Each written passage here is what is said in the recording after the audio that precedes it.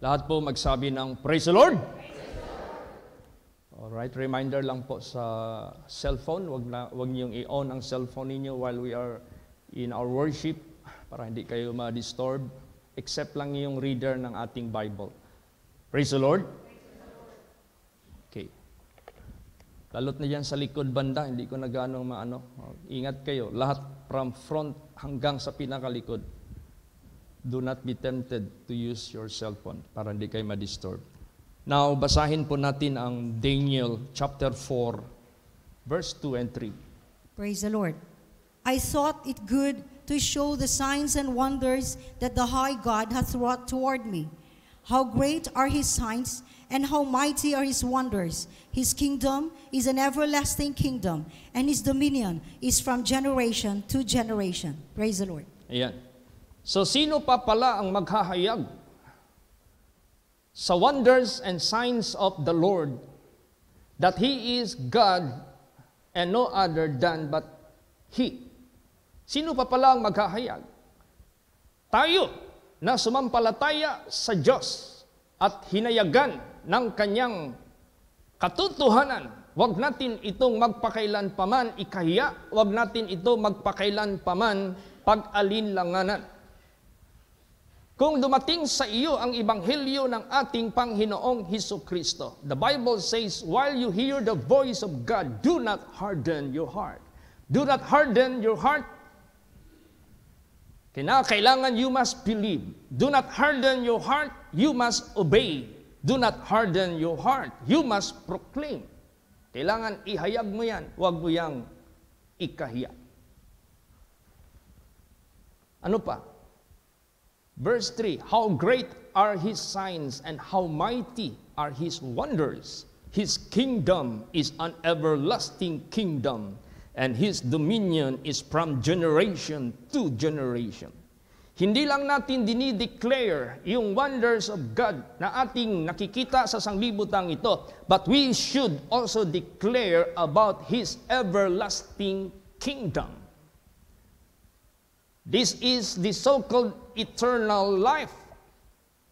Matapos ang buhay natin na napakaikli sa sanglibutang ito, meron tayong patutunguhan, meron tayong mapupuntahan na mas higit pa na ating natamo dito sa sanglibutang ito. Because it is an everlasting kingdom of God. Kailangan natin ito i-declare, kailangan natin ito ihayag. Bakit?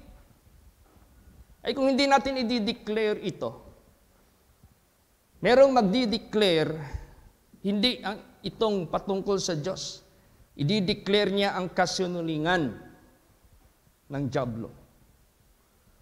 Look at this. The Bible says the universe were created by one God, and it was created by His words. Pero ang science, the universe were created by a big bang. The Word of God says God made man in His own image. Ang science, man came from the apes by evolution. Ibig sabihin yan, masyado nang nagmamakatalino ang sanglibutang ito. The Bible says, making themselves to be wise, but they became fools. Tingnan mo yung nagpapakatalino doon sa langit, si Lucifer. Anong nangyari? Dahil nagmakatalino siya sa kanyang sarili, gusto niyang sabihin sa sarili niya that he is more wiser than his creator, than his God. Di ba ito yung naging kamangmangan niya? Ito yung ipinahamak niya. Kasama sa lahat ng mga naniwala din sa kanya ng mga anghel. Kaya sa buhay natin, dahil ang masamang espiritu, yung deception ni Satanas, na kumikilos sa buong sanglibutang ito, gagamitin niya ang mga tao na nagmamakatalino sa kanilang sarili, who do not believe God, na ayaw maniniwala sa Diyos. At sabihin nila sa sarili nila, matalino na sila. Nakaimbento lang sila ng eroplano, nakaimbento lang sila ng cellphone, nakaimbento lang sila kung ano-ano pang mga technology sa sanglibutang ito. And that is now, they will proclaim na sila na yung matalino at sasabihin nila, there is no God. Tingnan mo yung mga atheist ngayon. Rumarami. Tingnan mo yung mga believers of God ngayon. Ayaw na nilang mag-obey sa Diyos. They want only to believe, but they do not want to obey God. Pareho din yun. Naniniwala ka sa Diyos, tapos hindi ka mag-obey sa Kanya. That is useless. That is nonsense. That is void. Faith without work is useless. The body without the spirit is dead. So faith without work is useless. Kaya therefore, sa buhay natin, if ever we believe God, believe Him with all your heart. Believe Him with all your mind. Believe Him with all your strength. Believe Him with all your soul. Huwag kang mag-alinlangan. There should be no percentage, even a single percentage of doubt. Para wala nang claim ang kaaway niya sa buhay mo. But God is the only has the claim sa buhay mo. Praise the Lord. Yan naman ang gusto ng Diyos sa atin eh. Yan naman ang gusto ng Creator sa buhay natin eh. He is not willing that any of us must or should perish, but all must come to repentance. After repentance, you must believe God. After repentance, stop from disobeying His commandments, His words. Obey Him. Sumunod ka na dyan sa Kanya. Actually, sa totoo lang, anumang madiscover na invention sa sanglibutang ito, ng sino man tao sa sanglibutang ito, still God must be the so-called, the credit, the honor, the glory must go to God. Bakit? Ano yung mga inventions ng mga tao sa sanglibutang ito? Where they came from? Saan ang galing? Galing din sa ginawa ng Diyos. Bakit? Meron bang tao sa sanglibutang ito can do something out of nothing? No. None. Wala. But God can create something from nothing. Sabihin niya lang mangyayari. Kaya minsan ang mga tao, masyado na nagmamakatalino sa kanilang sarili. Para silang yung tinatawag na hirun. Na pag nakatungtong sa buko-buko sa kabaw, nagtuo siya, mas dako pa siya sa kabaw. Naalala niyo yung hiron? Yung ibon na na puti. Na usual yan sa mga yan, palayan.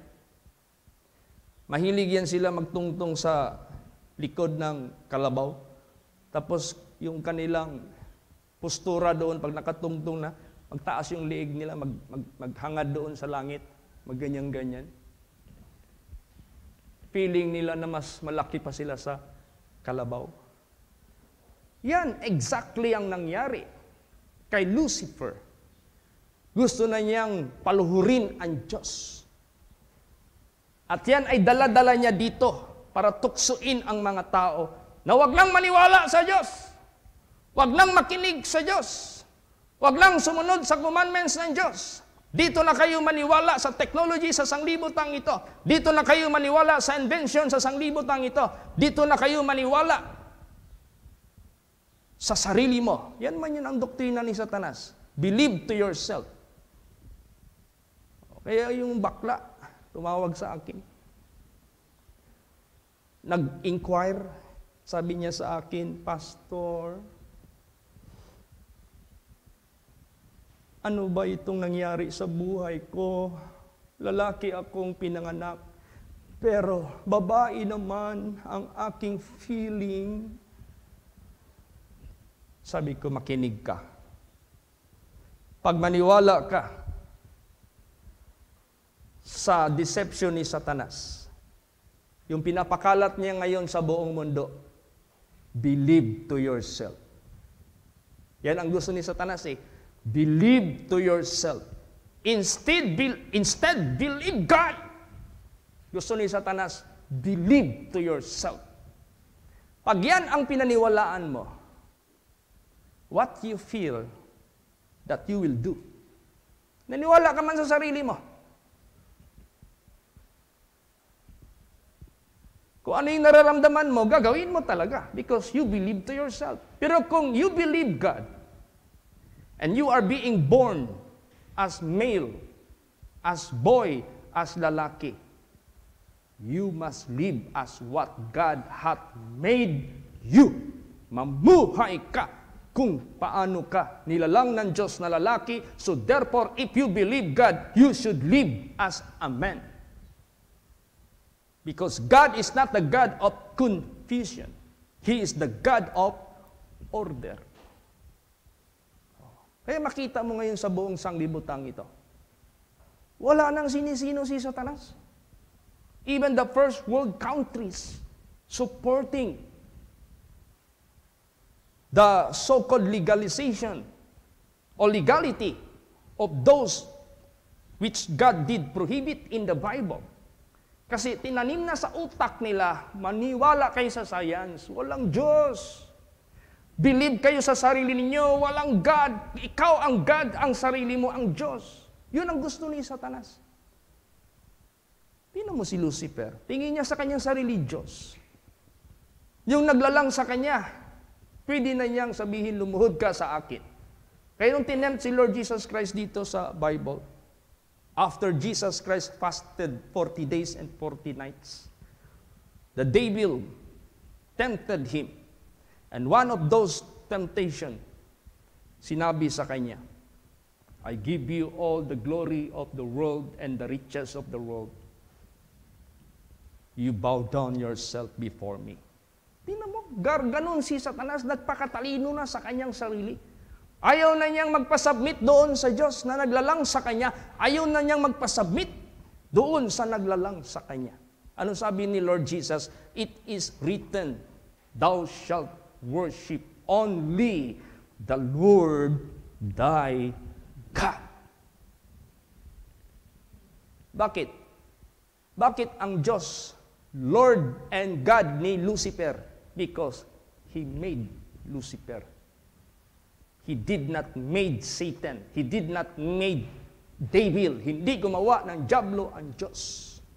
But He made an ark of angel. Pero dahil sa kanyang pagmamataas, pagmamakatalino sa kanyang sarili, and this behavior, this character, He brought it here on earth. Kaya lahat ng mga tao na magmamakatalino sa kanilang sarili at ayaw nang makinig sa salita ng Diyos, the Bible says, making themselves to be wise, but they became fools. See, magpakatalino ka sa sarili mo, maging mangmang ka sa harapan ng ating Panginoong Diyos because this will bring you to destruction, poverty and shame to them that refuseth instruction. Ayaw mo makinig sa instruction ng Creator, ayaw mo makinig ng instruction sa the only God, then, ikakapahamak mo yan. Because you refuse Him who loved you. You refuse Him who cared for you. You refuse Him who redeemed you from your iniquity. Kaya, dapat lang ihayag natin ang signs tsaka wonders sa high God na ginawa niya dito sa atin. Ihayag natin ang great signs and mighty wonders at ang kanyang kingdom, it is everlasting kingdom. Ang kanyang dominion is from generation to generation. This must continue till the end of the world. Kinakailangan God must be believed, God must be honored, God must be obeyed, God must be reverend. Siya yung ating susundin. Kaya mga kapatid, magpakalakas tayo sa pananampalataya sa Diyos. Huwag nating panghihinaan, baka mayari tayo ni Satanas, ng diablo. Magsikap po tayong lahat. Actually, there is only one that doeth wondrous things. Isa lang ang gumagawa ng mga wondrous things. Basa. Psalm 72:18. Praise the Lord. Blessed be the Lord God, the God of Israel, who only doeth wondrous things. See? Siya lang, wala nang iba. So therefore, He must be alone to be honored. Siya lang yung ating parangalan. Tingnan mo yung mga invention sa sanglibutang ito. Eroplano. Saan nila nakuha yan? How to fly? Agila. Sa eagle nila nakuha yan. Yung pakpak ng eagle. Yung jet. Saan nila nakuha yung jet? Alam niyo yung nokos? Yung sa dagat na kinakain natin, inaadobo natin yan, di ba? Na pag kinain natin yan, nangingitim yung gilagid natin. You know, I was visited by a Malaysian national, Chinese Malaysian. Nung pinakain namin siya ng pusit, niluto, adobo, nandiri siya. Dirty. Kasi sila doon sa Malaysia, pag magluto sila ng pusit, lahat ng atak, yung itim, tanggal yan. Pagluto, wala kang makitang itim sa sabaw o kaya sa niluto nila. Nagtaka sila, ba't hindi natin nililinis? Sabi ko, just try. Nung kitry niya, nasarapan siya. Sabi niya, nandito lang pala ang sarap. Oh, next time, if I go back to my country, I will cook pusit in such like this. Katulad nito sa pagluto. Hindi na niya lubos-lubosing linisin.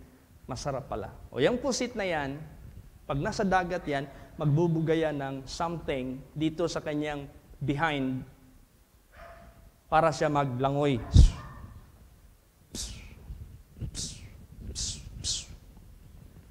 Sabi ng mga okay powerful O gumawa sila ng jet na magbubuga ng hangin para itulak yung object. Kinabit nila ngayon sa eroplano. Lahat ang natutunan ng mundong ito came from creatures.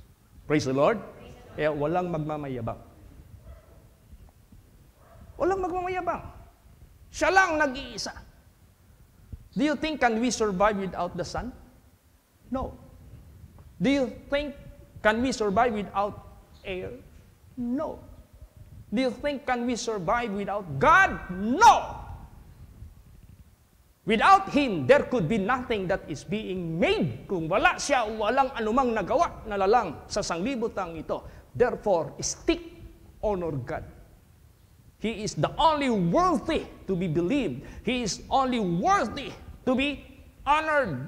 Hindi yung kaaway niya na nagrebelde sa Kanya. Huwag tayong maniwala sa Kanya. Nagtataka ka, there are so much people who are practicing abomination and sin against God. Bakit?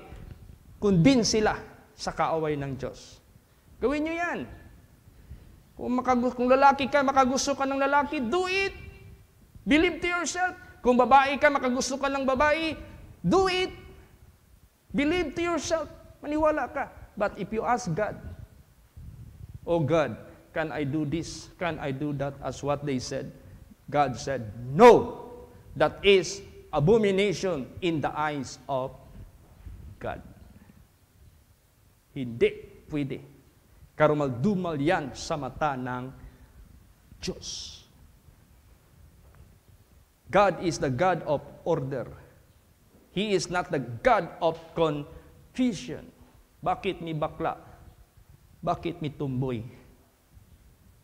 Is that confusion or not? That's confusion. Confusion ba? Bakit ganito? Lalaki pinanganak, confusion. Hindi yan galing sa Diyos. Naniwala sila sa masamang espiritu. O tingnan mo yung naging pastora natin dito, dating tumboy. Bakit naging tunay siyang babae? When she believed God, when she honored God, bumalik ang kanyang totoong buhay na pinanganak na isang babae. O yung bakla na sumurrender dito, bakit namuhay na siyang lalaki na totoong lalaki? Dahil he believed God. Kaya pag maniwala ka sa Diyos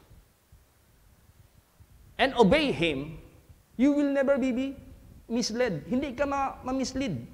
Sa daan mo, napapunta doon sa kapahamakan. Remember, God is the judge. Siya yung maghahatol sa atin. At ano yung mga nakasulat dyan, tiyak, yan ay mangyayari lahat. Heaven and earth may fail or may pass away, but His word will never pass away, will never become void. So only God who doeth wondrous things. Siya lang, wala ng iba. If you discovered something, be thankful to God. If you have done good, something that is useful for many people, thanks God. Magpasalamat ka sa Diyos. Hindi ikaw na ang bida, ikaw na ang magaling. What if kunang ka ng buhay ng Diyos? Can you prevent it? Meron ka bang power to withhold your breath once God will take it away from you? Wala kang kapangyarihan. Kaya kung meron mang makapangyarihan sa lahat, God. Praise the Lord. Kaya i-declare natin ang miracle of God. Basa pa, Job 9:10. Praise the Lord. Which doeth great things past finding out, yea, and wonders without number. Yes. Kaya minsan, yung telescope na na-invent ng tao, at they can see afar off, they can see galaxies, they can see the ano pa yung mga solar system dyan. Then they will compute the distance. They will compute. Guessing mo lang yan. Do you think accurate sila? Hindi mo kayang liripin ang mga gawa ng Diyos. Like the earth is being hung. All the planets that are being hung. Bakit sila hindi nag-uumpugan? Ang earth nag-i-spin. Bakit hindi tayo tumatalsik? Tapos sagutin mo, because of gravity. Yan lang ang isip natin. Pero hindi talaga natin masukat. Which doeth great things past finding out. Yeah, and wonders without number. Hindi natin kayang bibilangin. Ngayon, ang pinakamasaklap, ang pinakamasama, gumagawa na ang Diyos ng miracle. Bumaba na siya dito sa lupa to save the people of the world. And yet, marami pa rin hindi maniwala sa Kanya. Basahin natin yan. John 12:37. Praise the Lord. But though He had done so many miracles before them, yet they believed not on Him. Yes, tingnan mo yan. Dami na niyang ginawa na himala. Lame were able to walk. Blind were able to see. Water turned into wine. 5,000 were fed by 5 loaves of bread and 2 fishes. Dami na niya. The waves and the wind were still napatahimik niya. Dami na niyang himala. Lahat, all manner of sicknesses who came unto Him for healing, no one of them were not healed. Lahat sila pinagaling ng ating buhay na Diyos. Ayaw pa rin nilang maniwala. How come? There is behind it. Merong behind. Si Lucifer. Yun yung behind. Ang tao naman, mas naniniwala kay Lucifer. Ayaw nilang maniwala kay Lord Jesus Christ. But look at them, those who believe Satan. All of them were judged into condemnation. Una, ang ating mga magulang. Ikalawa, yung mga tao na binaha sa panahon ni Noah. Ikatlo, yung pagsunog ng Diyos sa Sodom and Gomorrah. Ngayon, ang nangyari sa sanglibutang ito, grabing pandemic ngayon. This is wake-up call ng Diyos sa lahat ng mga tao sa sanglibutang ito kasi dumadami na.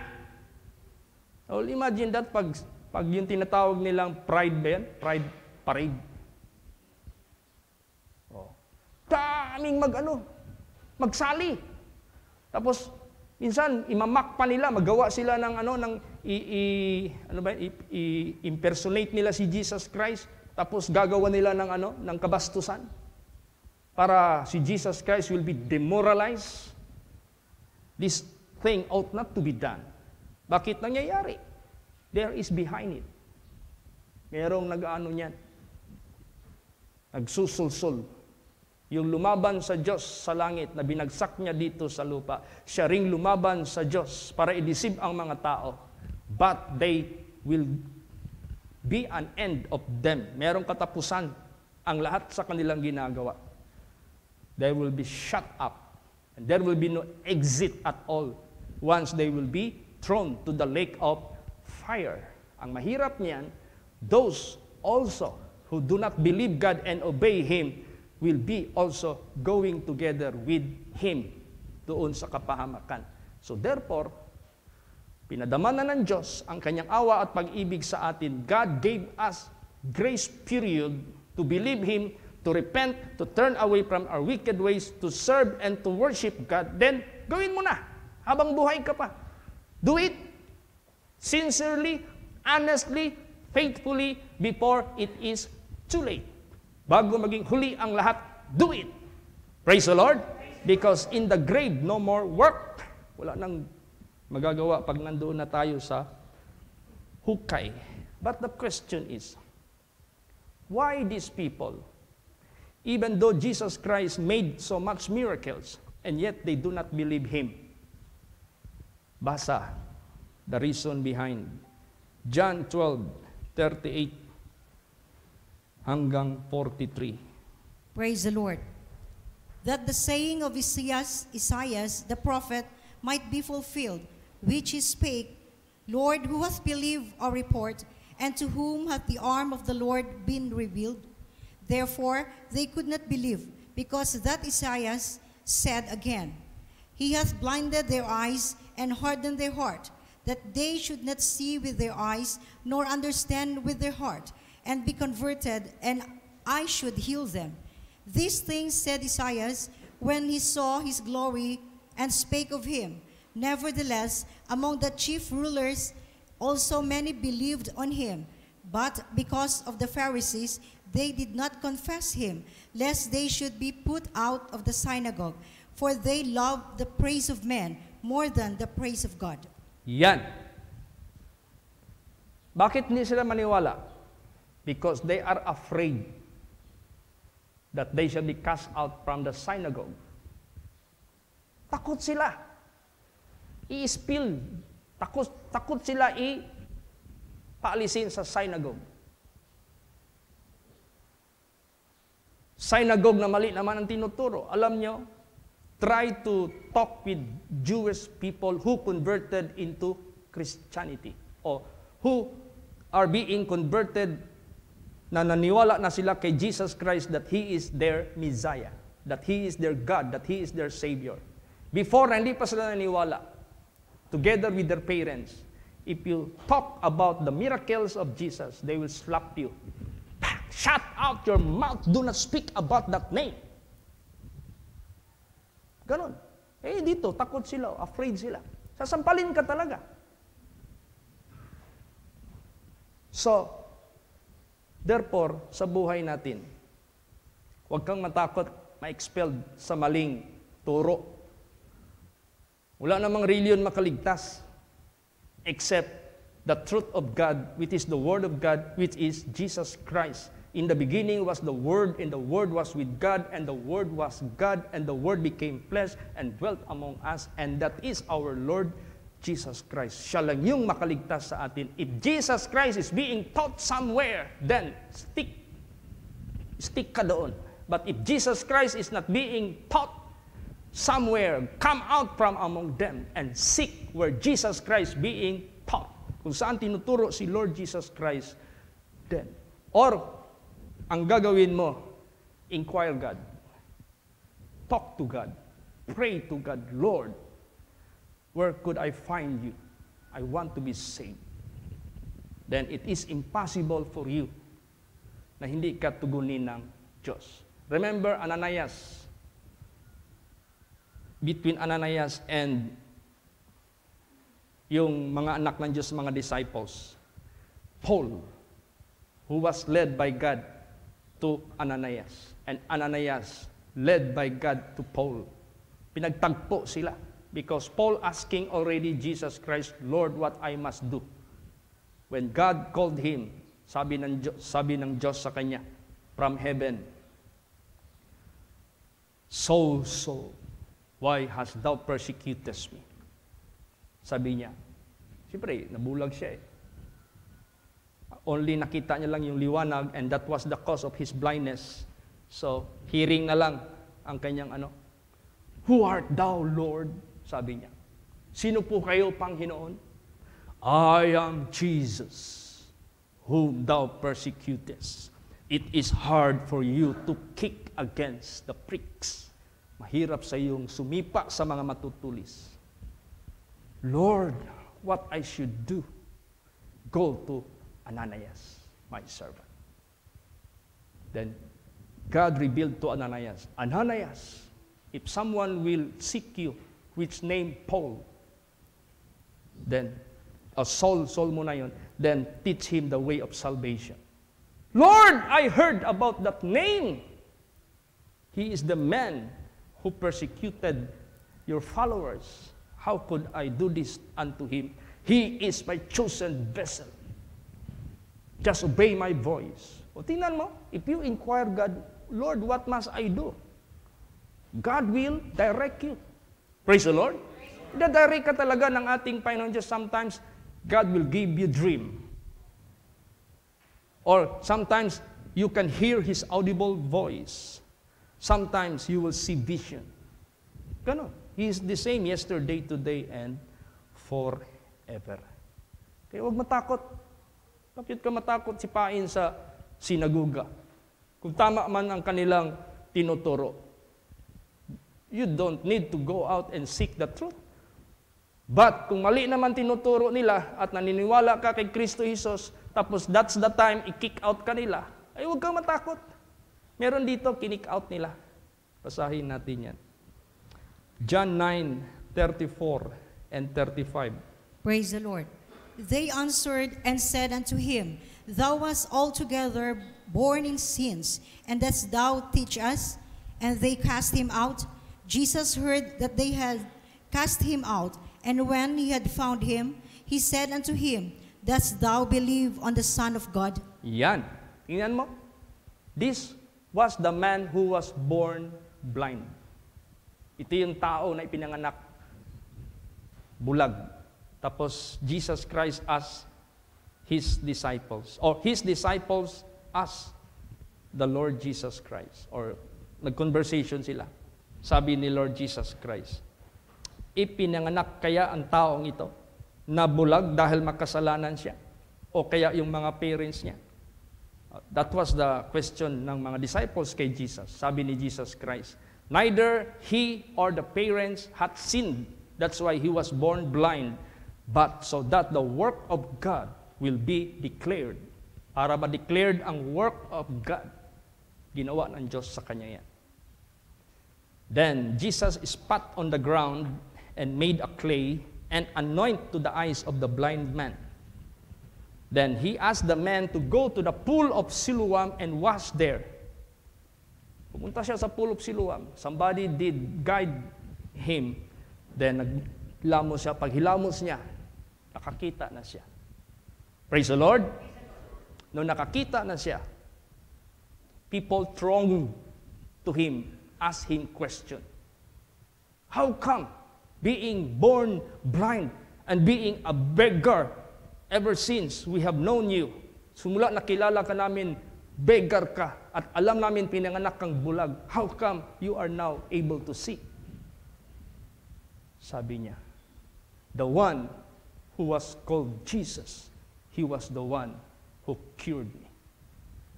Then, nakarating na doon sa sinagoga, sa mga chief priests, ang balita. Tinawag siya ngayon. Come. Look at me. Can you see me? Yes, I can see you. Ha! You've been blind. Matagal ng panahon. Tell us what is the so-called story. Yun na, kinwento na niya. Sabi ng mga chief priests, do not believe that man, Jesus. He is a sinner. He is wicked. Sabi ng tao, whether he is wicked or not, I do not know. But one thing I know, once I was blind, but now I see. Praise the Lord! Praise the Lord. Ayaw pa rin maniwala ang mga chief priests. Call your parents and we will ask them about your life. Tinawag ang parents. Anak niyo ba ito? Opo. Totoo ba na pinanganak siyang bulag? Tanongin niyo siya, malaki na yan eh. Yun na. Nung nagbigay na siya ng testimony, yun ang answer ng mga Pariseo. Ikaw makasalanan ka, magtuturo ka sa amin? Mayabang masyado. Mayabang talaga. Gi-cast out siya. When Jesus heard him that he was cast out, di ba lumapit si Jesus Christ sa kanya? Do you believe the Son of God? Anong sagot? Ang next verse niyan, Lord, I believe. It is He who is talking to you. Siya na nakipag-usap sa iyo, siya na. Yun, nag-worship siya. Praise the Lord! Huwag kang matakot, mag-cast out sa sinaguga. What is important? Si Kristo ang pinaniwalaan natin. Siya ang sinusunod natin. Siya ang sinasamba natin dahil wala nang ibang Diyos na nagpakatawang tao. Ito naging debate ito sa buong sanglibutan ito. You know, I went as a barangay hall because I was invited by the barrio captain to handle a service in his office. Meron silang mga officer doon na mga counselor or councilman, pastor. Tinanong ako ng ano ba, diretsahan ba? Pastor, anong paniwala nyo kay Kristo? Sabi ko, Diyos. Oh, nung bumaba siya sa sanglibutan ito, sino ang Diyos sa langit? If He were God, when He came into this world, who is God in heaven? Siya. Because God is anywhere. Praise the Lord! God is omnipresent.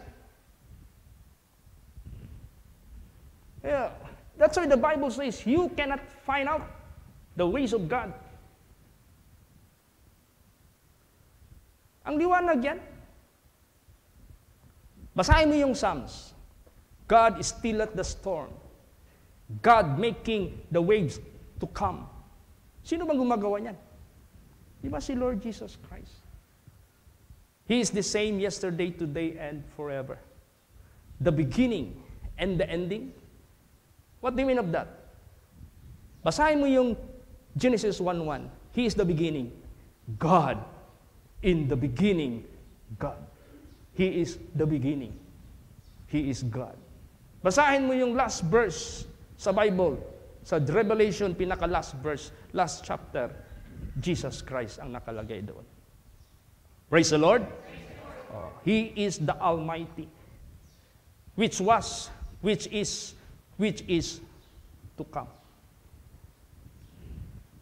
Daming hindi makapaniwala niyan. Pero dito sa atin, actual pinapakita ng Diyos. Nung nag-pray ako sa Jensan, tao na sumusuka ng dugo, sugpa ang sakit niya.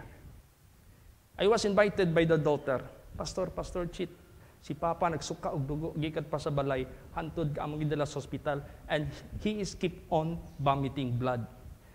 Uban ka, ampui. Pumunta kami doon sa hospital, August Clinic Hospital. Pinarihan ko siya, Mr. August.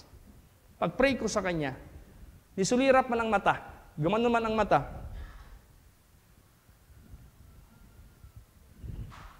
Nawala ng malay.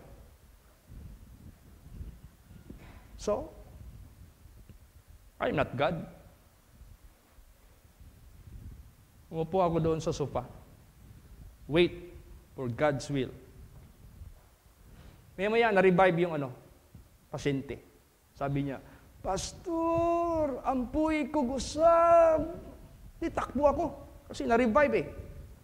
Review ko, ikaw, Mr. August, gagaling ka na. Jesus' name, you be healed. Inhale and exhale. Kumusta? Sakit pa? Wala na. Tinood ka? Wala na sakit? Wala na. So therefore, mag-outpatient ka na. Eh, may-ari ng clinic, kapatid niya. Mr. August, yung kanyang clinic, August Clinic. Dinextrose ngayon. Pag dextrose ngayon, nagtaka sila. Yung dugo niya ang aakyat sa dextrose. Tinanggal. Sabi ng kapatid, dagdagan niyo ng dugo yung kapatid ko kasi ang daming dugo. O, tingnan nyo. Halos doon pa sa bahay, 1 gallon of ice cream puno. Nung nadat na namin, yung basurahan, puno ng dugo. Dagdagan ng dugo. Pag dagdag ng dugo, mag-swell lang yung ugat. Ayaw magpasok yung blood. Hanap-hanap ng ugat. Pag-swell, ayaw magpasok. Hinto. Pag-check sa dugo, normal. Sabi ko, kung sa may nahitabo ni mo, nisulirap man yung mata ganina. Ganito. Meron akong nakita na whirlwind umikot sa katawan ko. Tapos hinigop yung aking spirit. Kaya nakita ko yung espiritu ko. Sabi ko, nung wala na yung spirit, wala na sa body, patay ka na. The body without the spirit is dead. Pero tuloy yung ipo-ipo na nag-elevate sa spirit ko. Para akong sumakay ng elevator na transparent. Makita ko lahat yung objects. Then I went through the ceiling hanggang sa roofing. Tumagos daw siya. Nakita niya yung mapa ng Jensan, mapa ng Mindanao, mapa ng Philippines, mapa ng whole world. Then he went up. So much clouds ang natagusan niya. Pagkatapos huminto yung elevator, yung whirlwind. Then he saw one throne representing there is only one God. Then the one who sat on the throne stood up and came to him. Lumapit sa kanya. But the face cannot be recognized because of the brightness, because of the light. Halos buong katawan lumapit sa kanya. But he noticed the nail prints doon sa kanyang paa at sa kanyang kamay. Tapos nilay hands daw siya. Pag after lay hands sa kanya, pinagaling ko na ikaw. Whirlwind, ibalik mo siya sa katawan niya. Huwag mo siyang singilin sa pamasahe.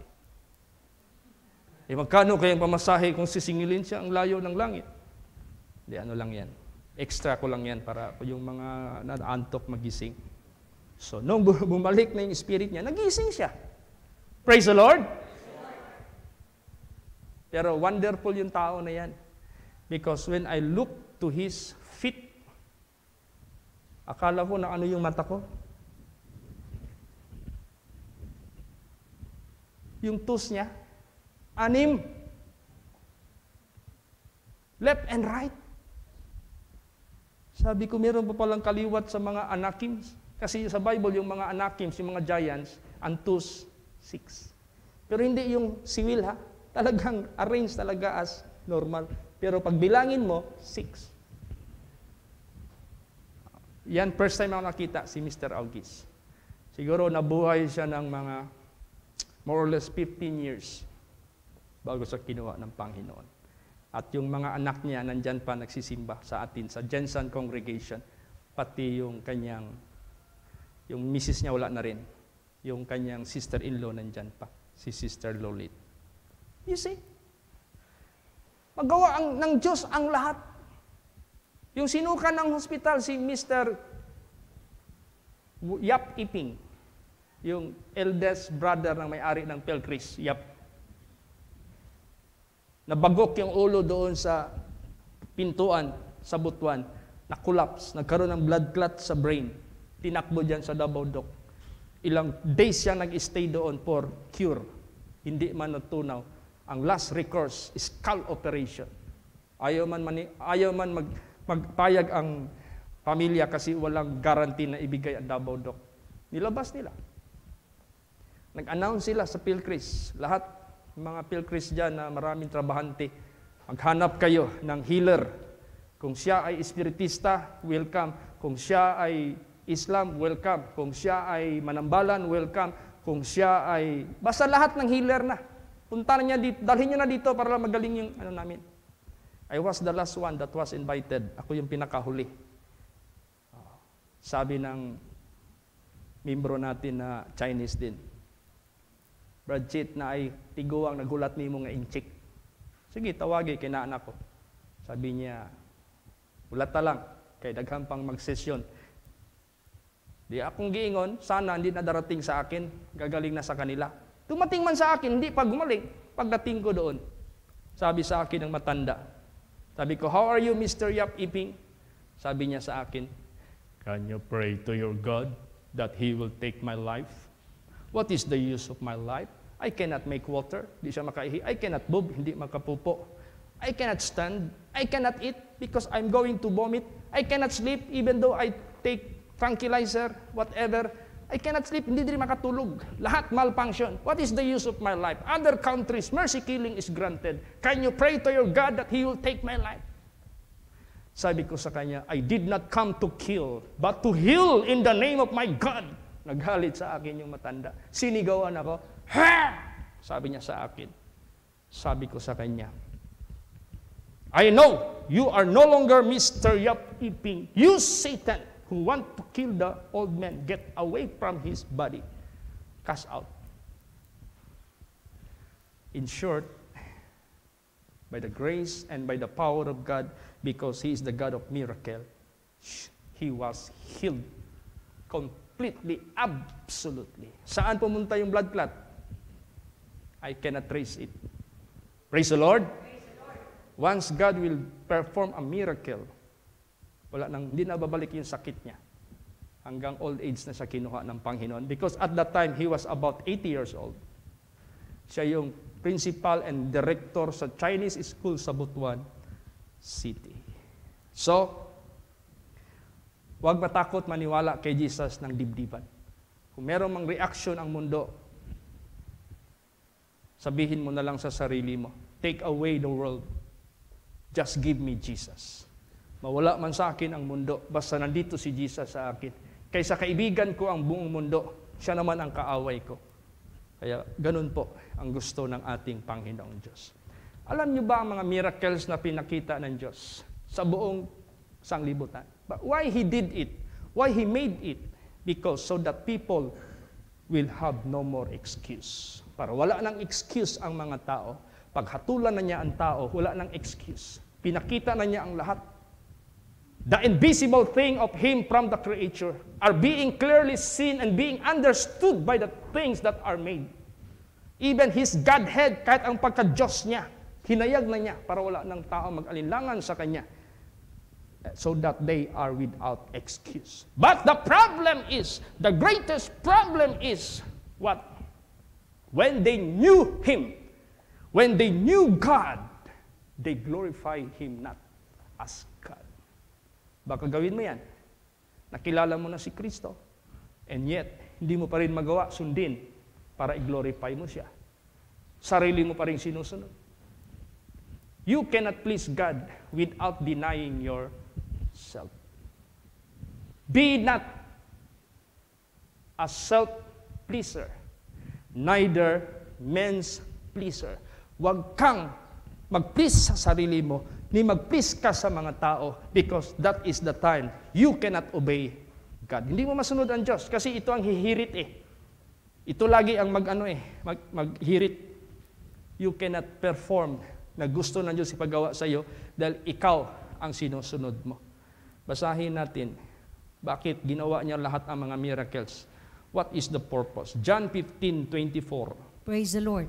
If I had not done among them the works which none other man did, they had not had sin. But now have they both seen and hated both me and my Father. See? Kung hindi ko ginawa sa kanila ang mga gawa na walang sino man tao na makakagawa, siya lang. Wala na sana silang kasalanan. Pero ngayon, nakita na nila ako. Pero kinapuutan nila ako at ang aking Ama. How do you hate Him and the Father? By disobeying Him. By following the word of His enemy. Kaya mag-ingat po tayo. Alam mo, merong syudad dito. Ngayon ko lang nabasa itong verse na ito. Tagal ko nang nagsiserve kay Jesus, but this verse, only now I read. Because meron pala ito. Na nagalit si Jesus sa mga tao. Dahil sa sobra ng miracles na kanyang pinerform, hindi pa rin sila nagsisi. Hindi pa rin sila nagbagong buhay. Kaya, sinumbatan sila ni Lord Jesus. Basahin natin yan. Matthew 11:20. Praise the Lord. Then began he to upbraid the cities wherein most of his mighty works were done, because they repented not. Yes. Ngayon ko lang nga nabasa itong word na ito, kaya gumamit kagad ako ng dictionary kanina. Hindi ito upgrade ha, yung mag-upgrade ka. Upgrade, B. Oo. Pagbasa ko, uy, kung tatagalungin mo, sumbat. Nagalit siya sa mga tao. Dahil sa rami na niyang himala na ginawa, ayaw pa rin nilang magsisi. Anong hinihintay nila? Kaya ganun sa buhay natin. Grabe ng miracle. Yung choir kanina, untitled, Miracle. Para iserve natin ito sa mga tao. Tayo yung magdi-declare, this is the truth, this is the way, this is the life. No one going to heaven except by Jesus Christ. Yan ang i-proclaim natin sa sanglibutang ito. Wala nang iba. Praise the Lord. Tingnan mo yung mga tao ha. Nung nakita nila, pinakain niya ang mga tao, 5,000. Pinagaling niya yung lahat ng mga lumapit sa kanya. Even those incurable diseases were healed.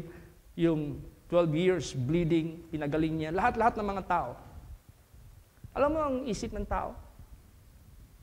People would like to take him by force and make him king. Gusto nila si Jesus gawing hari, hindi yung hari as King of Kings and Lord of Lords, hari na uupo sa trono ni David, katulad sa ginawa ni David, because they wanted them that he may rule over them, kasi nandyan yung miracle sa kanya. Mali. Carnal, material. How long will you exist here on earth? Yan lang ang gusto mo, maghari si Kristo sa buhay mo for how many years? And yet you do not want to believe Him that there is kingdom. There is His kingdom wherein you could live forever with Him. Basahin natin yan. John 6:15. Praise the Lord. When Jesus therefore perceived that they would come and take him by force to make him a king, he departed again into a mountain himself alone. See? Mali si Jesus. Hindi yan ang purpose niya, to sit sa trono ni David dyan sa Israel. Ang purpose niya is to sit in the throne of our heart. Praise the Lord! Yun ang purpose niya. Uupo siya sa trono ng ating puso. And He will be our King forever up in heaven. Ngayon, may napansin pa dito si Lord Jesus. Yung mga tao, hindi si Kristo ang Diyos nila. Naniwala sila kay Kristo para siya yung maging Diyos nila? Hindi. Kasi maraming salita si Jesus dito masakit eh. Na-offend sila. Nakukorek sila. Ayaw nila magpakorek. Ang hanap lang nila kay Lord Jesus, ano? Basahin natin. Romans 16:18. Praise the Lord. For they that are such serve not our Lord Jesus Christ, but their own belly, and by good words and fair speeches deceive the hearts of the simple. Oh, di ba maliwanag? Hindi sila naglilingkod sa Panginoong Hesukristo, kundi yung tiyan. Tiyan nila. Gusto nila yung good words and fair speeches na nagdi-deceive ng mga puso ng mga taong walang kamuhang-muhang. Alam mo si Lord Jesus, hindi siya hilig mag-platter. Na yung kiliti ng tainga mo, yun ang kanyang sasabihin sa iyo. No, He will tell you the truth. Plain truth. Praise the Lord. But effective. but it's true. Kaysa sasabihan ka ng masarap pakinggan, pero binubola ka lang pala. Dami kayang mga babae na ganun. Minsan nanganak yung misis ko sa isang lying in, yung maternity. Merong babae doon. Buntis, malapit na manganak. Halos mabutas na good yung sahig sa kakatitik. Iko, ma'am, kumusta na po? Hapit na day ka manganak? Yes, sir, hapit na po manganak. Murag guol man ka, ma'am, bakit malungkot ka? Kasi yung may-ari nito na nakabuntis sa akin. Ang tamis magsalita nung una kaming nagkita, ang sarap ng plano niya. Ngayon, nung malapit na akong manganak, hindi ko na siya makontak. Kaya pala ang lungkot mo. Ang galing magsalita, pero sinungaling pala. Bahala na masakit, basta totoo. Praise the Lord. Yan ang ating Panginoong Jesucristo. Yan ang totoo. Kaya pag magsimba tayo, pag upo mo dyan, ang hanapin mo hindi yung sarili mo. Hahanap ka ng para sa flesh mo. Ang hahanapin mo, ang Diyos, at makinig ka sa Kanya, at maniwala ka sa Kanya. Dahil nagsasabi siya, at lahat ng Kanyang sinasabi, para yan sa iyo. Praise the Lord!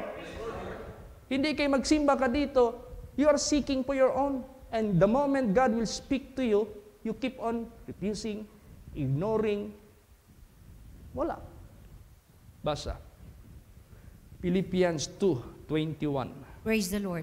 For all seek their own, not the things which are Jesus Christ. Yan, humahanap sila sa sarili nila, hindi ang mga bagay-bagay para kay Kristo Jesus. Tulad nitong unang verse na binasa before this. They serve not our Lord Jesus Christ, but their own belly. Ako, ganun ako noon, nung bata pa ako. Pag merong prayer meeting, attend ako. Pero ang una kong puntahan yung kusina. Kung ano ang niluluto doon. Pag paborito ko yung niluluto doon, doon ako mag-upo sa front seat. Tapos ang isip ko, tagal matapos ito. Ang isip ko doon sa kusina. Imbis si Kristo ang pakinggan ko doon, pumunta ko doon dahil sa aking tiyan. Kaya ang tawag sa akin noon, Kristiyan. Hindi si Kristo, kundi tiyan. Yan, nangyari yan noon. That was me before. Praise the Lord. I'm not referring any one of you here. Tinestimony ko lang yung Pasko. Nandyan din pala yan sa nung una pang panahon. Kaya, huwag tayong maging earthly-minded. Huwag kang maging carnal. Basahin natin yan. Philippians 3:19. Praise the Lord. Whose end is destruction, whose God is their belly, and whose glory is their shame, who mind earthly things. Yan. Ang katapusan ay kapahamakan. Ang Diyos nila ay ang kanilang tiyan. Ang kaluwalhatian, kapahiyaan nila. Ang kanilang pag-iisip, mga puro makamundo, makasanglibutan na mga bagay. They never came, they never believed Christ for eternal life, but dito lang lahat sa sanglibutang ito. So the moment Jesus Christ asked them to keep the commandments of God, they keep on refusing and refusing. Ayaw nilang magsunod. Kaya sa buhay natin, itong miracles of God, ang pinaka-after natin sa miracle of God, the greatest miracle of God is not the healing of any sicknesses. The greatest miracle of God is not someone who died and rose again. The greatest miracle of God, kung ano-ano pang mga kababalaghan dito sa sanglibutang ito. Not even the sun, not even the moon that are being so great. Kung ano-ano pang meron. Ang tinaming sun, sino bang gumagatong doon? Isipin mo daw. The sun has been exists from the beginning of the world. After He spoke it, there was a sun. Until now, there are how many thousands of generations already were passed. Until now, the sun is still emitting fire for our energy. Sino gumagatong doon? God who made it. Praise the Lord. Kaya, ganun siya ka makapangyarihan. Kaya itong mga miracles, the greatest miracle is what? The salvation of our soul. Praise the Lord. Yung makarating tayo sa kingdom of God. Last verses, pakibasa. John 6:26 and 27. Praise the Lord. Jesus answered and said, Verily, verily, I say unto you, ye seek me, not because ye saw the miracles, but because ye did eat the loaves and were filled. Labor not for the meat which perisheth, but for that meat which endureth unto everlasting life, which the Son of Man shall give unto you, for him hath God the Father sealed. Praise the Lord. Ayan. Sabi ng mga tao, Lord, where have you been? We've been looking for you. Andito ka lang pala. Sabi ni Lord Jesus, I know why you seek me. Alam ko bakit niyo ako hinahanap. Not because of the miracles, but because you were fed. Sinumbatan sila na Jesus, labor not for the meat which perisheth, but labor for the meat which endureth unto life everlasting.